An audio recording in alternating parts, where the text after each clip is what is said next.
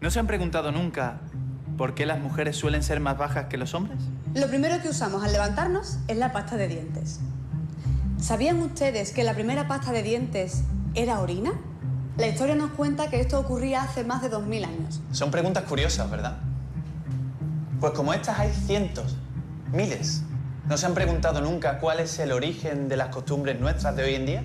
Todo lo que usamos a diario, lo que nos rodea, lo que somos los andaluces, tiene su explicación en el pasado, en nuestra historia. ¿Desde cuándo existe el territorio andaluz? ¿Desde siempre? Pues para responder a esta pregunta hay que remontarse a la época de los dinosaurios. ¿Se imaginan ustedes a los dinosaurios caminando por aquí, por estas tierras? Pues no lo hagan, no se lo imaginen porque eso nunca sucedió. ¿Por qué Andalucía es de las pocas partes del mundo donde no hay huellas de dinosaurios? Vayamos al origen. Hace cientos de millones de años, solo existía un supercontinente, llamado Pangea, por el que se desplazaban los animales desde el Polo Norte al Polo Sur. Este supercontinente comenzó a resquebrajarse en el Jurásico, época en la que los dinosaurios reinaban en el planeta. Cuando vivían los dinosaurios, el territorio de Andalucía todavía no existía. Hace unos 65 millones de años, los dinosaurios desaparecieron de la faz de la Tierra.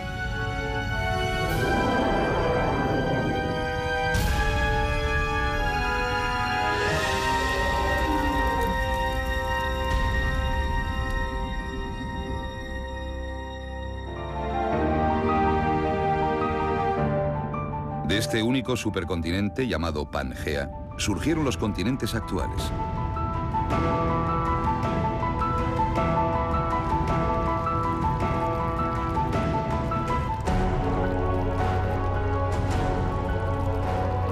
Pero el territorio de Andalucía aún no se había formado.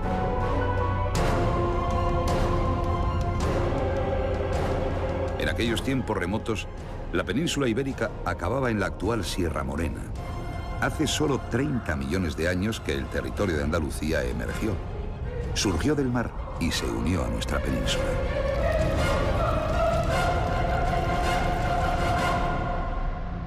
¿Ya lo ven? En Andalucía no hay huellas de dinosaurios porque se extinguieron mucho antes de que se formara nuestro territorio. Además, la formación geológica de nuestra tierra nos plantea la siguiente pregunta. ¿Qué tenemos en común todos los andaluces desde el principio de los tiempos? Pues que los andaluces, seamos de la localidad que seamos, vivimos en el mismo solar, en la misma unidad geológica. Para saber quiénes somos, necesitamos conocer nuestra historia. Pero no solo la historia de los reyes y de los poderosos, sino la historia de la gente corriente como nosotros. Este no es un proyecto cualquiera. Estoy convencida de que los andaluces van a agradecer que les hayamos permitido conocerse mejor. Les aseguro que si confían en nosotros, no se van a arrepentir.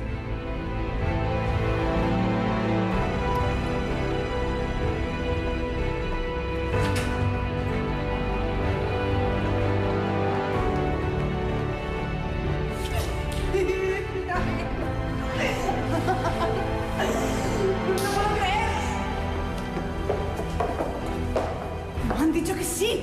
¡Qué fuerte! Ay, acabamos de terminar la carrera y ya hemos conseguido el mejor trabajo del mundo. ¿Y qué hacemos aquí, María? ¿Por qué no empezamos? Que hemos conseguido dinero para averiguar el origen de nuestras costumbres. Oye, y conociéndote, seguro que tienes algo preparado para sorprenderme. Los andaluces queremos volver a ser lo que fuimos, hombres de luz que a los hombres, alma de hombre. Lo que somos y cómo somos los andaluces, nuestras costumbres. Lo que usamos, lo que nos rodea, tiene su origen en la historia del territorio de Andalucía.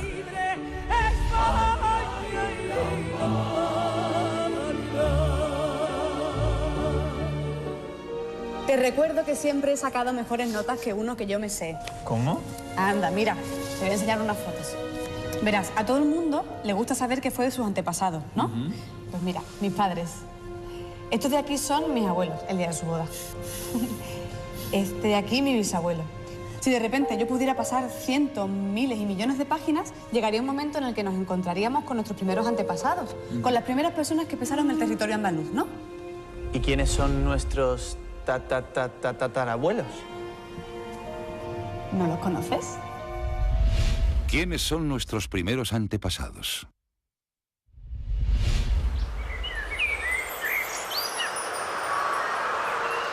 Nuestros primeros antepasados vinieron de África.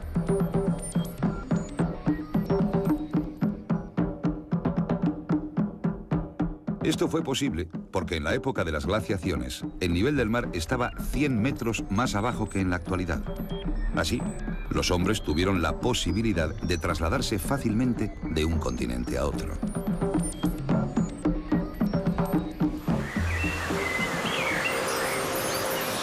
Hace 1 millón de años destacaba la vegetación exuberante de las cuencas de Baza y Guadix, que atraían como un imán a los animales.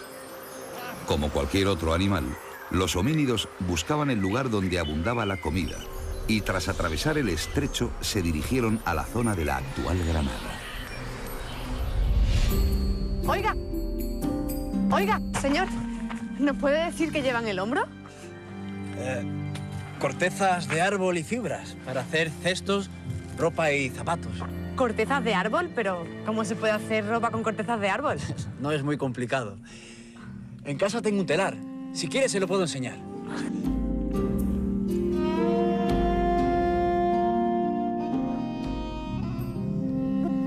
¿Lo ve?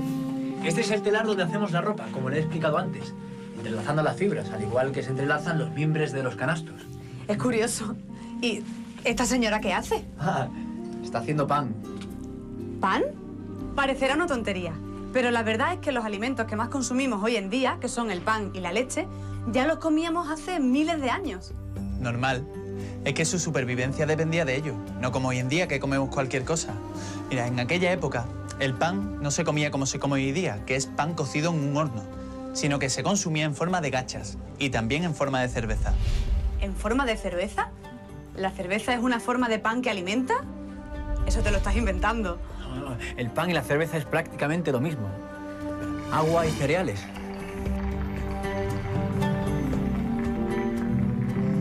Cuando echamos más harina que agua, tenemos pan. Sin embargo, cuando el trigo escasea, echamos menos harina y más agua. Y lo que nos sale es una especie de bebida espesa que si la dejamos en un recipiente durante unos días, fermenta y obtenemos cerveza. Ahora ya entiendo por qué te gusta tanto la cerveza, Rafa. Porque alimenta. Alimenta demasiado, que ya me veo yo de mayor echando barriga. Aunque bueno, si me ofrecen un poquito de cerveza del Neolítico, yo no voy a ser quien diga que no. ¿Pero qué haces bebiendo de la caña? ¿No lo sabías? Al principio la cerveza se bebía con una caña, porque así se evitaban los granos del cereal. Está buena. Me encanta el campo. Ha sido una buena idea esto de venir a ver a tus padres, ¿eh? Yo creo que sí, que nos va a venir muy bien para documentarnos sobre el mundo rural. Lo que sí sé es que en muchas partes de Andalucía, si te pones a mirar al horizonte, solo ves olivos y más olivos. ¿Por qué hay tantos olivos en Andalucía? Hace más de 2000 años, una ciudad, Roma, dominaba el mundo por entonces conocido. Roma había dividido el mundo en provincias. Roma, para abastecerse, encargaba a cada una de sus provincias un producto diferente. Egipto enviaba el trigo para hacer pan, y Roma le exigía a la Bética el suministro de aceite de oliva. Por eso, en nuestro territorio se plantaron miles y miles de olivos. El aceite de oliva era un producto imprescindible en aquella época. El aceite se usaba como alimento y también se utilizaba como combustible para las lámparas que servían para ver de noche. Tanto aceite se exportó del territorio andaluz que en Roma existe una montaña que no es de tierra, sino que está formada por más de 26 millones de ánforas, las grandes vasijas donde se transportaba el aceite. La inmensa mayoría de estas ánforas proceden de nuestra tierra, la Bética. Este fue el primitivo origen de que hoy la tercera parte de la tierra cultivable de Andalucía esté plantada de olivos.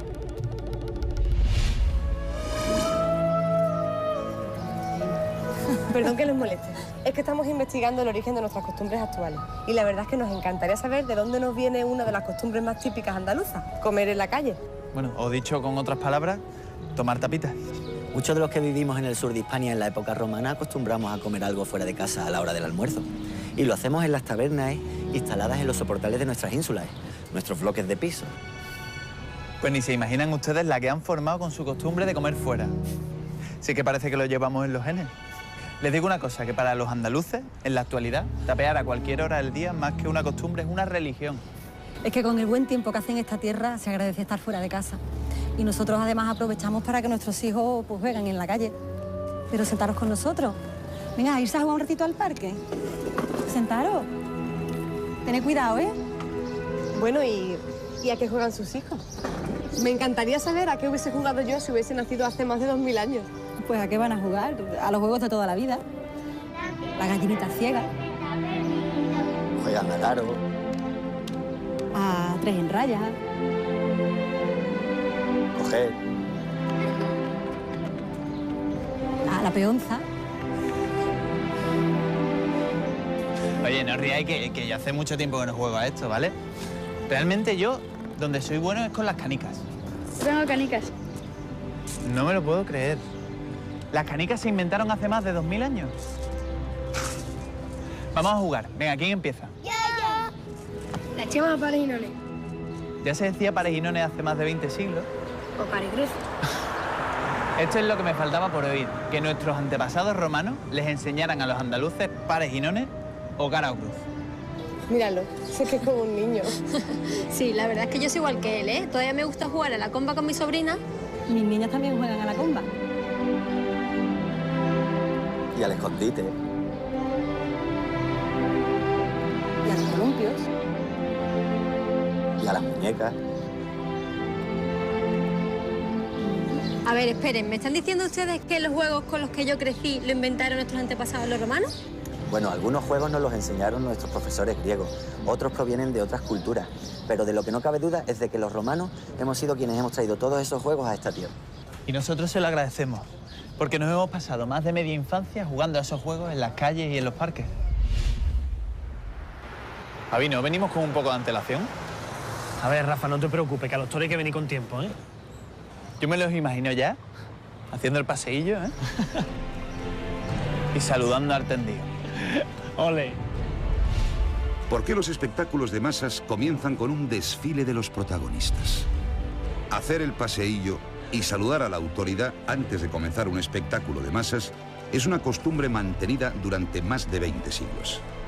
Esta costumbre surgió en los anfiteatros y circos de la época romana.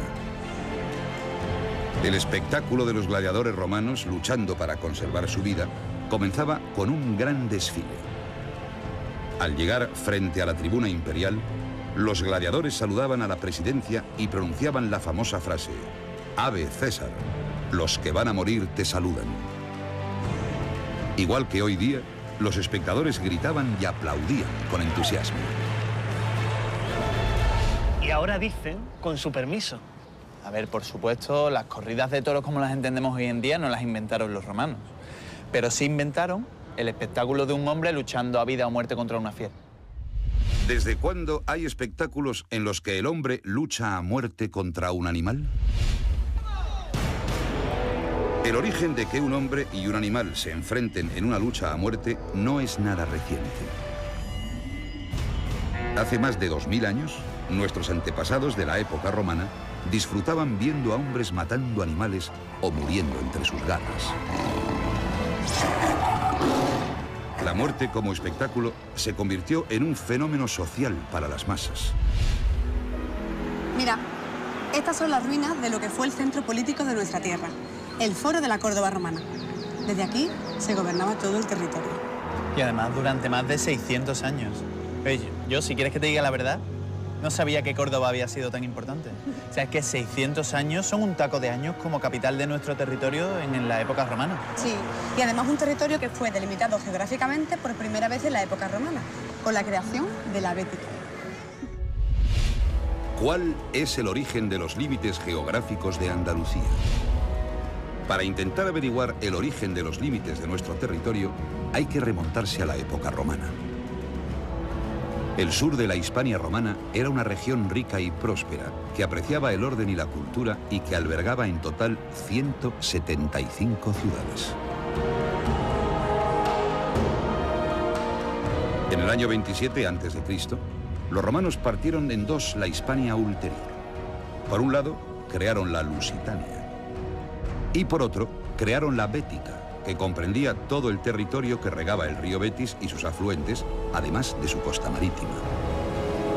El río Betis era el nombre que los romanos dieron a nuestro actual río Guadalquivir. Del río Betis proviene el nombre de la Bética. Nuestros antepasados romanos acertaron con esta primera delimitación de nuestro territorio. Lo hicieron de una forma lógica, basándose en fronteras naturales y una historia común. Prueba de ello es que más de 2000 años después, si superponemos un mapa de la Bética romana del año 27 a.C. y otro de la Andalucía actual, los límites son parecidos. La verdad es que viéndolo en un mapa, la Bética romana y nuestra Andalucía son casi iguales. Sé que cuando yo te digo que los andaluces tenemos algo en común entre nosotros es cierto. Hasta los romanos se dieron cuenta. ¿Te gusta cómo está quedando? Vamos, estás divina, ¿eh? Bueno, ¿y cómo está todo? ¿Y tu nieto? Cuéntame. Uy, mi nieto, estupendamente. ¿No te conté lo del trabajo nuevo que le ha salido? No me has contado nada. Pero algo me ha dicho un pajarito. Es que el otro día estuvo aquí María y me dijo que están investigando sobre los usos y costumbres de Andalucía. La verdad que era muy interesante lo que me contaba. No, claro que es interesante, dímelo tú a mí, que cada vez que me entero de algo estoy preguntando cuál es su origen. Claro. Uy, hola. Hola, doña Carmelita. Hola, Mercedes. Siéntate aquí, cógete la revista que ahora voy a terminar con Mercedes y ahora voy contigo, ¿vale? Uy, aquí dice que el actor Esther de Los Culebrones se ha muerto. Oye, y aquí dice que el velatorio se celebrará en su mansión. Pues yo recuerdo que en el pueblo de mis abuelos los velatorios eran más o menos así, como en la época de Roma. Es que mira, estas cosas hay que tomárselas de la mejor manera posible, porque es que hay gente que se ríe hasta de su muerte. Verá, no sé si recordáis el epitafio de Groucho Marx en su tumba. Ese que ponía: disculpen que no me levanté. Pues cállate, que yo tengo otro mejor, doña Mercedes. Otro epitafio. Ya sabía yo que el médico no valía mucho. ¿Cómo te queda? Me parece genial. Pero te digo una cosa, ¿de dónde vendrá la costumbre esta de hacer epitafios? ¿Cuál es el origen de los epitafios? Un epitafio es un texto dedicado a un difunto, normalmente inscrito sobre una lápida. Algunos epitafios son muy populares. Dedicado de un yerno a su suegra. Señor, recíbela con la misma alegría con la que yo te la mando. Un epitafio a una madre. Recuerdo de todos tus hijos, menos Ricardo, que no puso nada. Dedicado de una mujer a su marido. Buen esposo, buen padre, mal electricista. Escrito antes de morir. Un amigo y yo apostamos quién aguantaba más debajo del agua. Gané.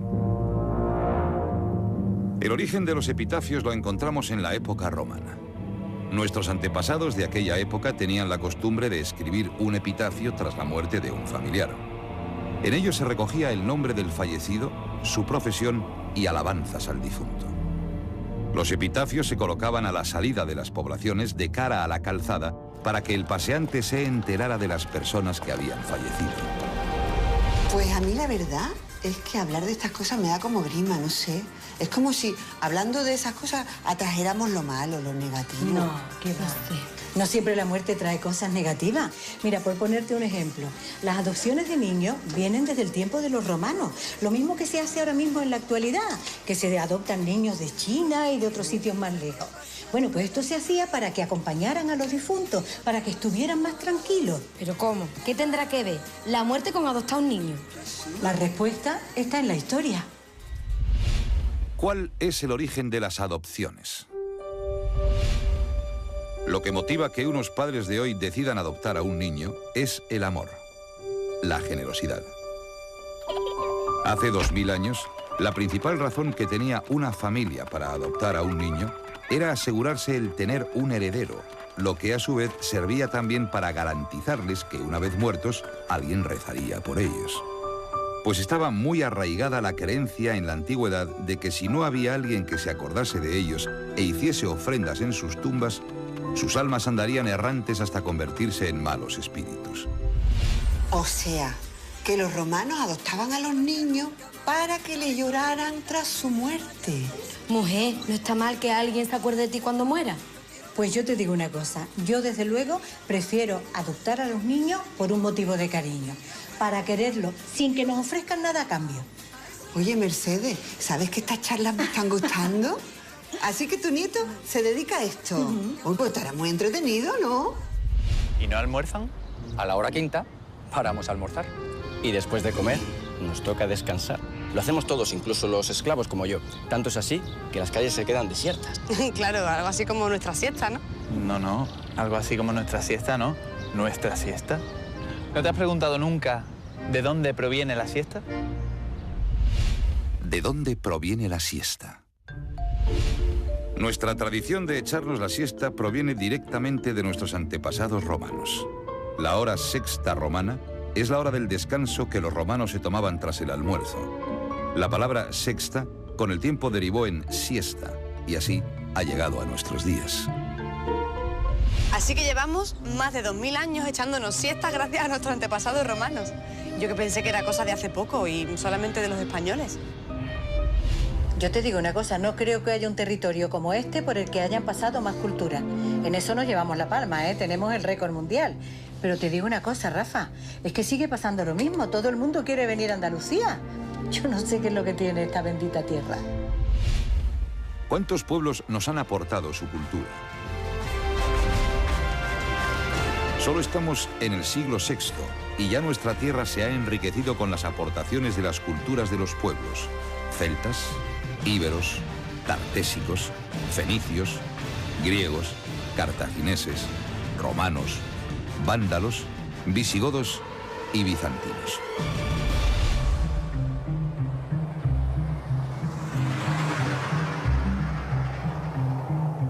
Mira, aquí en Tarifa es donde nace Al-Ándalus, una de las etapas de mayor esplendor de la historia del territorio de Andalucía.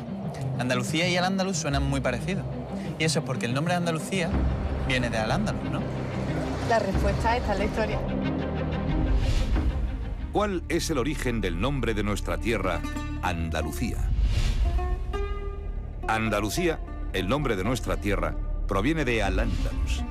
Al-Ándalus fue el nombre que los musulmanes dieron a la península ibérica cuando la conquistaron.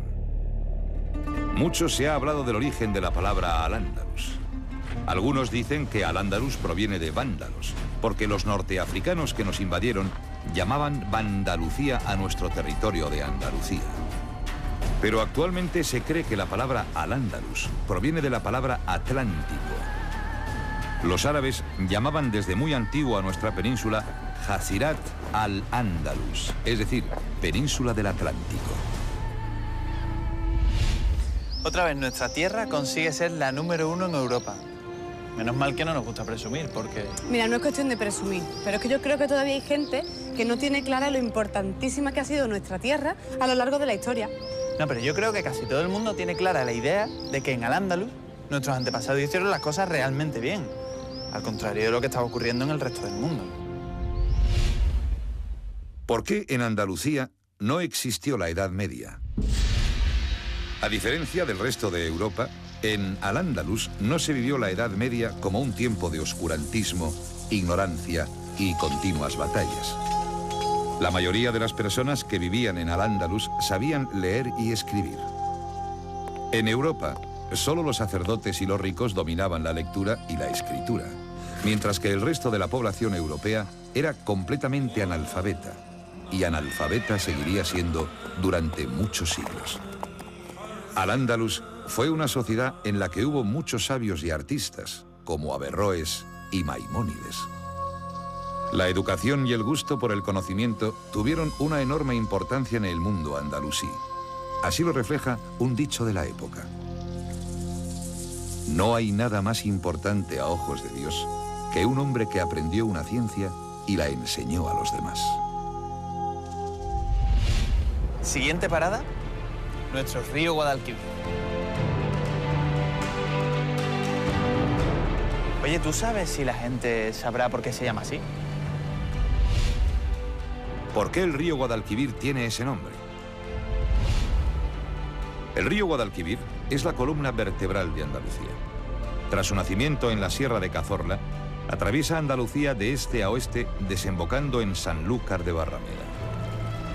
Llamado por los fenicios río Batis y más tarde Betis en época romana, su nombre actual, Guadalquivir, tiene origen árabe.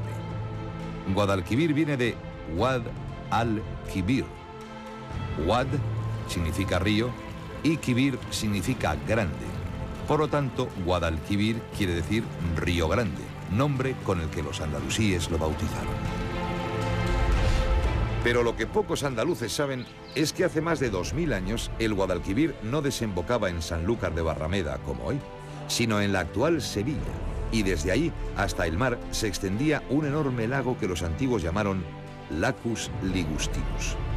En las riberas de este lago había muchas ciudades. El lago Ligustino, con el paso de los siglos, se fue secando y llenando de sedimentos del río, hasta convertirse en las marismas que conocemos hoy día, las marismas del Guadalquivir. Al río Guadalquivir se le conocía en Al-Ándalus como Río Grande. Y sabiendo que el prefijo Guad significa río, ahora entiendo por qué hay tantos ríos andaluces que empiezan por Guad, como el Guadalhorce, El Guadiamar, el Guadiana, el Guadiato. el Guadal... Oye, hay que ver la perra que hemos cogido hoy con el 1, 2, 3, ¿eh? ¿Verdad? María, ¿tú te das cuenta de que estamos siendo testigos de una de las batallas más importantes de la historia? Bueno, batallas ha habido muchas. Sí, pero a raíz de esta empieza a crearse la Andalucía que conocemos hoy en día. ¿Desde cuándo existe el nombre de Andalucía?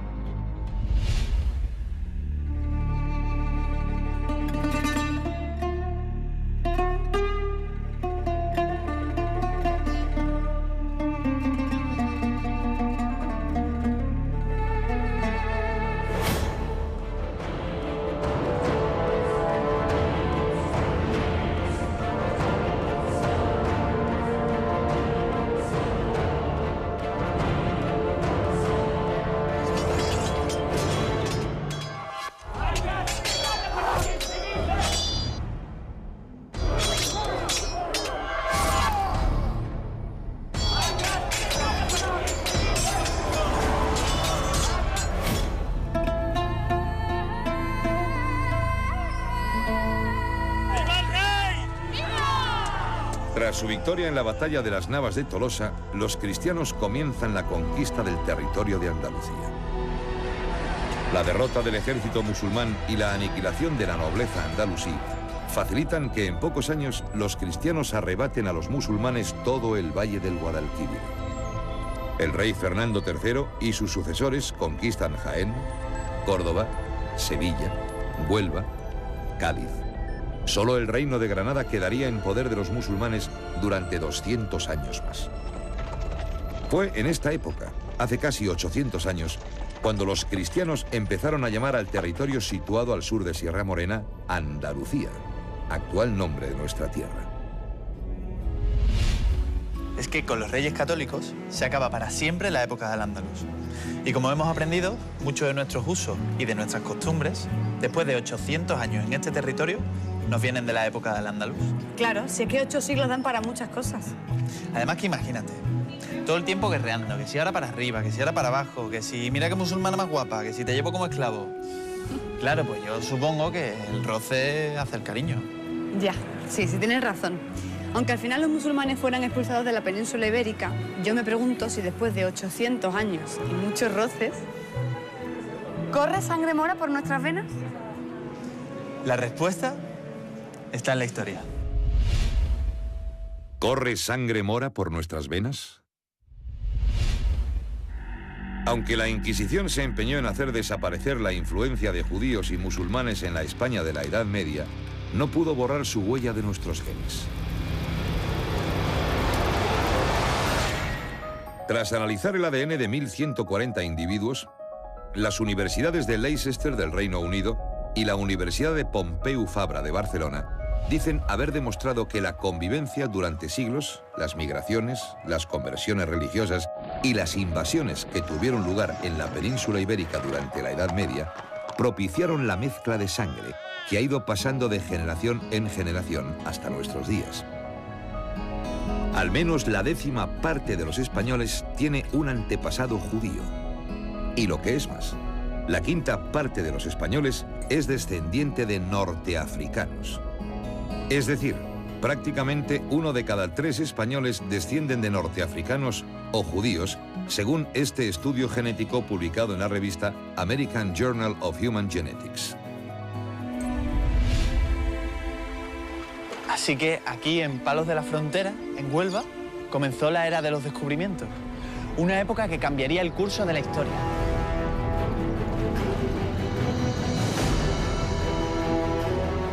Y una vez más, Andalucía se convertirá en la protagonista de uno de los acontecimientos más importantes de la humanidad. ¿Por qué Andalucía llegó a ser el centro del mundo? Andalucía, con el descubrimiento de América, se convirtió en el centro del mundo. En la antigüedad, nuestra península ibérica era la parte más occidental del mundo conocido. De hecho, se decía que más allá del estrecho de Gibraltar se acababa el mundo. Con el descubrimiento de un nuevo continente al oeste de Europa, Andalucía pasó de estar situada en un extremo del mundo a ser el centro del mundo, como así lo reflejan los mapas de la época. Además de esta privilegiada situación geográfica, a nuestra tierra se le otorgó el control exclusivo de todo el comercio con América. Toda persona que iba, venía o pretendiera hacer negocios con América tenía que hacerlo forzosamente a través de la Casa de la Contratación, que se había creado en Sevilla en 1503. Estas circunstancias convirtieron a nuestra tierra, Andalucía, en uno de los lugares más ricos e influyentes de su época. Andalucía al centro del mundo. Anda que no. Andalucía y los andaluces. Porque si no llega a ser por el valor que le echaron los hermanos Pinzón y los demás marineros que llegaron a América con Colón... Hombre, qué valor hay que echarle, y mucho, para embarcarse en un cascajo de estos y cruzar el océano. ¡Ayúdenme, por favor! ¿Pero este hombre de dónde sale? Hombre, pues tiene toda la pinta de ser un preso de la Inquisición, ¿no? Oiga, ¿usted se ha escapado o...? Sí, quieren seguirme, quieren cogerme y torturarme. ¿Pero tirarme quién? pellizquitos. ¿Quién, chiquillo? ¿Cómo que quién? Lo de la Santa Hermandad y yo no he hecho nada. ¿Esa vestimenta que lleva usted que parece así como de nazareno? ¿Nazareno qué? No, abuela, esta túnica se llama San Benito. Y era la ropa que se le ponía a los condenados por la Inquisición. ¿De dónde viene la expresión colgarle a alguien el San Benito? La expresión colgar un San Benito tiene su origen en la Inquisición española y la usamos para referirnos a alguien que es señalado culpable de algo que no ha hecho. El Tribunal de la Inquisición ponía como penitencia a sus condenados el llevar durante un tiempo un saco bendito, un San Benito. El San Benito era un traje de lana amarilla que se acompañaba de un sombrero alto en forma de capirote. Los sanbenitos solían llevar pintados demonios, llamas o imágenes alusivas al delito del pecador.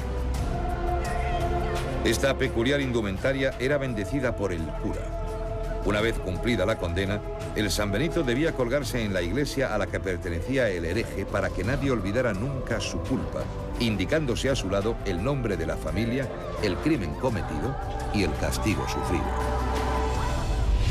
Vaya tela cómo se las gastaban los de la Inquisición. O sea, que a ti, aunque hubieras cumplido la penitencia, te colgaban el San Benito en la iglesia y ya lo tenías puesto para toda la vida. Con lo cual todo el mundo sabía que había sido condenado por la Inquisición, ¿no? Claro, pa' colmo, cuando me quite el San Benito, se me quedará la fama para siempre. Javi, que va más curioso, ¿no? ¿Tú vienes mucho por aquí? Pues la verdad que vengo bastante. Tú sabes que a mí me encanta la Semana Santa. Pasa. ¿Qué pasa? ¿Cómo está? Oye, ¿tú quieres una cervecita? Venga. Ponnos 2 cervecitas pronto. Bueno, ¿y a ti no te gusta la Semana Santa o qué? Hombre, a mí la Semana Santa me encanta. Lo que pasa es que no soy tan fatigado como tú. Yo solo digo una cosa, ¿eh? La Semana Santa es una de las fiestas grandes de Andalucía. Fiesta popular donde las haya. Y desde hace un montón de años. Pero un montón de años. A ver, vosotros que sois tan capillitas, ¿vosotros sabéis por qué se celebra la Semana Santa en Andalucía? Pues porque exactamente no lo sé. Oye, pero es una buena pregunta. Pues la respuesta está en la historia. ¿Cuál es el origen de las procesiones de Semana Santa? Sin penitencia, las procesiones de Semana Santa pierden su sentido. Es el pueblo el que, para lograr el perdón de sus pecados, crea la Semana Santa. La Semana Santa nace en la calle, ya que la Iglesia Católica consideraba que la persona que pecaba debía ser expulsada de la comunidad hasta que no purgara sus culpas con pública penitencia. A los pecadores, por lo tanto, no se les permitía entrar en la iglesia. Hace unos 500 años, tener prohibida la entrada en la iglesia era el peor castigo que podía recibir una persona. Para recuperar su puesto en la comunidad, estos pecadores que eran alejados de la iglesia formaban procesiones de penitencia en las que se flagelaban para imitar el sufrimiento de la pasión de Cristo. Es a través de esa exhibición pública de arrepentimiento de sus pecados cómo los penitentes podían alcanzar la indulgencia y el perdón de la comunidad católica. Este desfile público de los pecadores haciendo penitencia, unido a la adoración de imágenes promovida por la Iglesia Católica para contrarrestar el auge del protestantismo, dieron origen a nuestra Semana Santa. Pero ¿cómo no le va a gustar a la gente la Semana Santa? Ese virgen palio, ese olor de incienso, esos nazarenos iluminando la noche con sus cirios. Me parece que está escribiendo el pregón. Te ha quedado precioso eso de los nazarenos iluminando la noche con sus cirios. Oye, ¿a que no sabéis de dónde viene la costumbre de llevar cirios en las procesiones? ¿Por qué en las procesiones los nazarenos llevan cirios encendidos? En las primeras cofradías que se constituyeron en Andalucía durante el siglo XVI, ya empezaron a distinguirse entre los llamados hermanos de sangre y los llamados hermanos de luz. Los hermanos de sangre llevaban la espalda descubierta e iban flagelándose con unas cuerdas que acaban en unas rodezuelas punzantes. Los hermanos de luz eran llamados así porque llevaban cirios encendidos para alumbrar el camino en una época donde no había iluminación en las calles. Tanto los hermanos de sangre como los hermanos de luz llevaban la cara tapada y vestían largas túnicas de tela sin más distintivo que el escudo de la cofradía. Pero en 1777, los hermanos de sangre son prohibidos por orden del rey Carlos III. A la mentalidad moderna e ilustrada del rey Carlos III le repugnaba el sangriento espectáculo de los flagelantes que a sus ojos aparecía como una costumbre bárbara y medieval. Por este motivo, son solo los hermanos de luz los que han llegado hasta nuestros días como nazarenos en las cofradías andaluzas. Y los penitentes actuales, con sus cruces y sus pies descalzos, son a su vez los herederos de aquellos hermanos de sangre que se infringían daño físico a través de la flagelación para el perdón de sus pecados.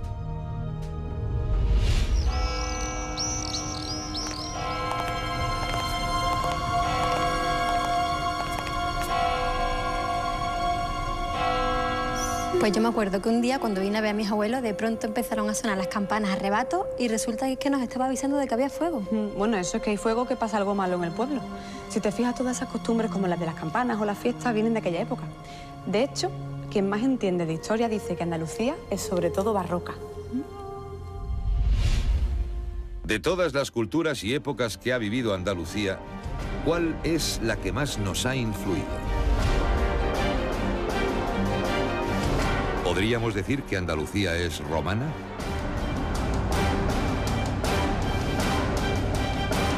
¿Podríamos decir que Andalucía es árabe? ¿Podríamos decir que Andalucía es medieval? ¿Podríamos decir que Andalucía es renacentista? ¿Y podríamos decir que Andalucía es barroca? Sí, la Andalucía que hoy conocemos es barroca. Muchas de nuestras costumbres actuales, las fiestas principales, la Semana Santa, los toros, la mayoría de las iglesias, plazas, palacios y casas de los pueblos andaluces son barrocas. Incluso nuestra forma de ser y entender el mundo, el gusto que tenemos los andaluces por la belleza, la exaltación de los sentimientos, está profundamente influenciada por la época del barroco.